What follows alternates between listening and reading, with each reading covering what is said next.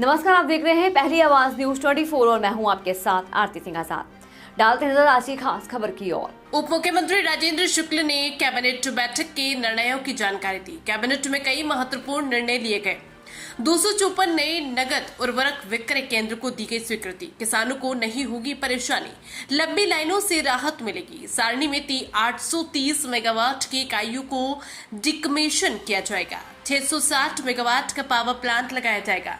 Medical college में assistant professor की भर्ती सीमा 50 वर्ष की गई। एमपी पैरा मेडिकल काउंसिल के नियम जारी होंगे। भारत सरकार के रूल्स आने के बाद वो लागू होंगे। कोऑपरेटिव विभाग में आईटी का इंटीग्रेशन होगा। सोसाइटियों को चलाने में मिलेगी मदद। एमपी सिविल सेवा में अब महिलाओं को 33 की जगह 35% आरक्षण। रीवा समिट बहुत सफल रही। 31,000 करोड़ के प्रस्ताव मिले। 28,000 से अधिक रोजगार मिलेगा। गोवर्धन पूजा का आयोजन प्रदेश में धूमधाम से हुआ। सीएम ने विभिन्न विभागों की भर्ती प्रक्रिया की जानकारी भी मांगी है। 7 दिसंबर को नर्मदापुरम में रीजनल इन्वेस्टर समिट होगी। तैयारी के निर्देश जारी किए गए। 12 नवंबर को उज्जैन में कालिदास समारोह भव्य रूप से होगा। उपराष्ट्रपति उसमें शामिल होंगे।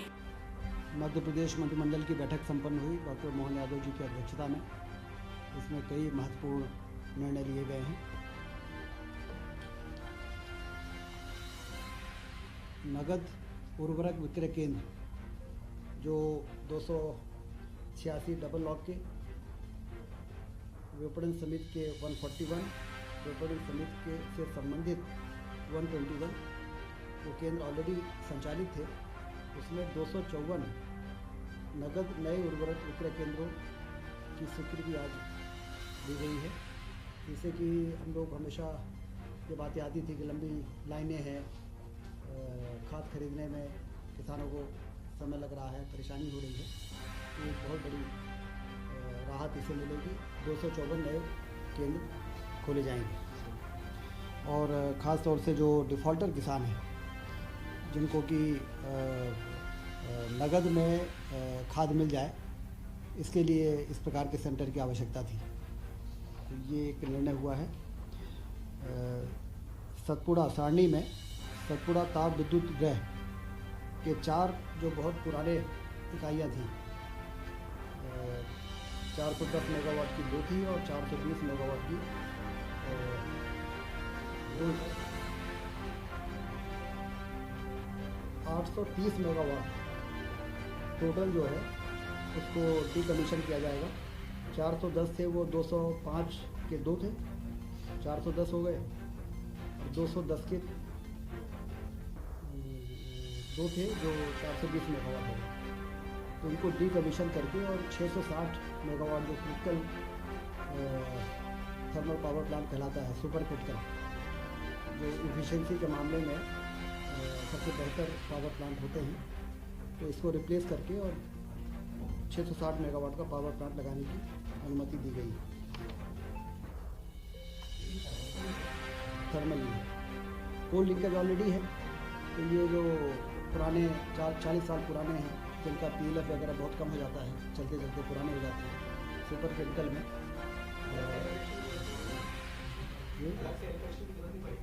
नहीं, कोल लिंकेज जो हमारा है उसी से ये पावर प्लांट लग जाएगा।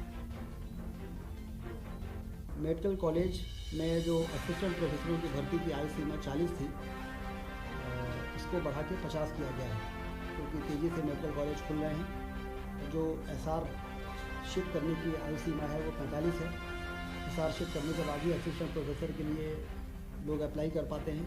तो इसलिए 40 से 50 साल की आयु सीमा आज कैबिनेट में बढ़ाई है, जिससे हमें असिस्टेंट प्रोफेसरों को मिलने की नियुक्ति में ज़्यादा आसानी हो जाएगी। पैरा मेडिकल काउंसिल के जो अधिनियम भारत सरकार ने बनाए, उसके रूल्स अभी आ नहीं पाए हैं। इसलिए MP पैरा मेडिकल काउंसिल के नियमों को एक बार फिर से यहाँ पर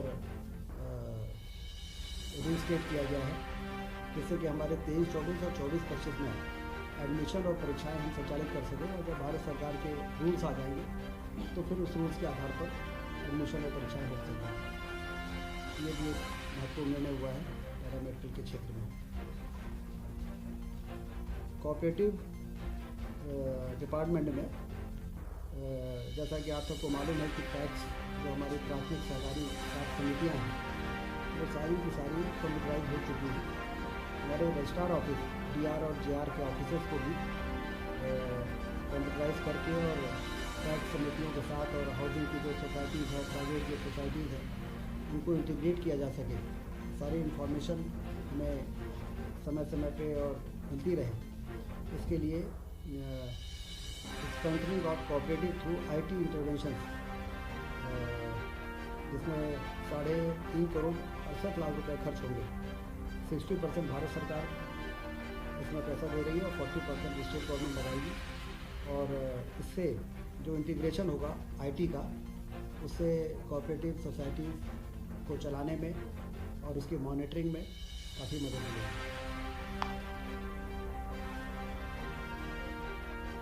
मध्य प्रदेश सिविल सेवा में महिलाओं की नियुक्ति के लिए 33% का जो रिजर्वेशन था उसको 35% किया गया है। बहुत ही महत्वपूर्ण निर्णय है महिला सशक्तिकरण की दिशा में कि अब मध्य प्रदेश में 35% रिजर्वेशन रहेगा नियुक्तियों में, सभी प्रकार की नियुक्तियों उनकी गवर्नमेंट 33 से 35।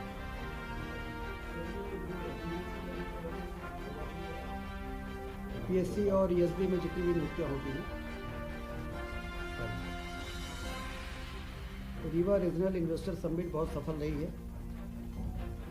4000 से अधिक प्रतिभागियों ने भाग लिया था और 31,000 करोड़ के निवेश के प्रस्ताव दिए गए हैं। 28,000 से अधिक लोगों को इसमें रोजगार मिल सकेगा।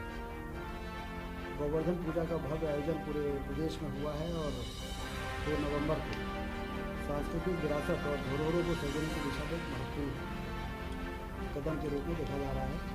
लोगों में काफ़ी उत्साह था इस पर। गोवर्धन पूजा में जिस प्रकार से सरकार ने आगे बढ़ के लोगों की परंपरागत इस पर्व को अपने शासन ने जिस प्रकार से सहभागिता की है, उससे लोगों में बहुत उत्साह रहा और गौ संरक्षण, गौ संवर्धन की दिशा में भी अभी इसमें ताकत मिली।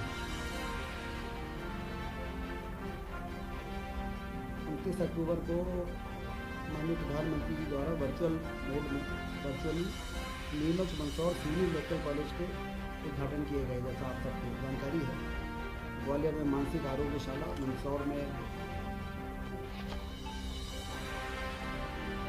कल्याण विभाग, राजस्व विभाग, स्कूल शिक्षा विभाग, वन विभागों के द्वारा PSC से भरे जाने वाले पदों की जानकारी की भी मुख्यमंत्री जी ने जानकारी मांगी है, क्योंकि बड़ी संख्या में PSC से कई विभागों में भर्तियों का प्रक्रिया चल रही है। 7 दिसंबर को नर्मदापुरम में रीजनल इन्वेस्टर समिट होने जा रही है।